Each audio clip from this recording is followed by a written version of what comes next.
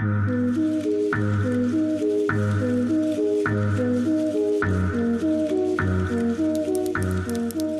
seringue est prête pour une action de dépistage de la tuberculose bovine.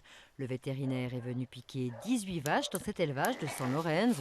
Si dans 3 jours le test se révèle positif chez un animal, il sera abattu.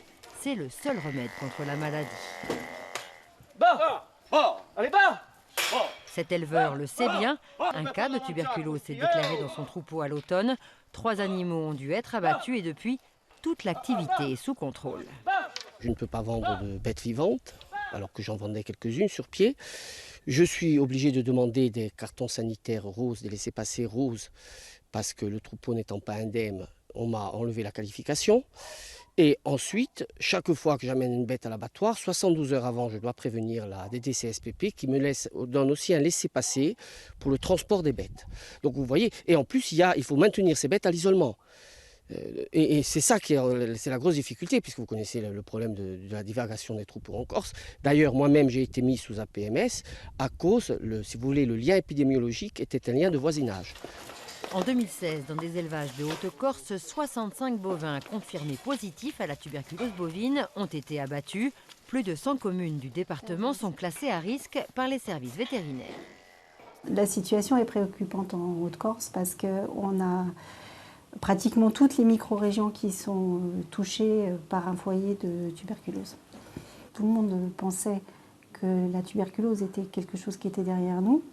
Là, on est en train de se rendre compte que finalement, elle est toujours très présente.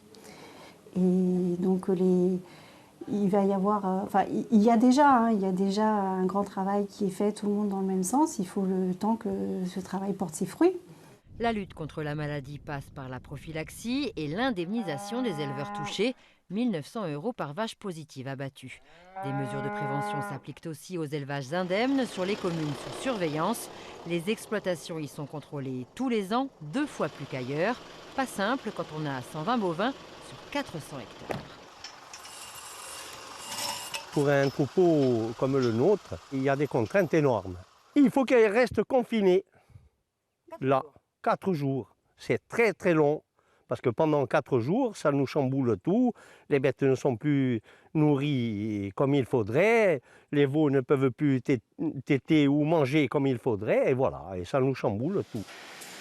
La tuberculose bovine est aussi pistée à l'abattoir. Même si la maladie n'empêche pas la viande d'être comestible, tous les animaux font l'objet de prélèvements.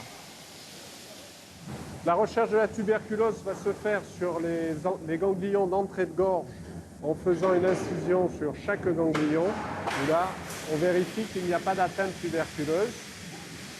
Donc ça, c'est un ganglion normal.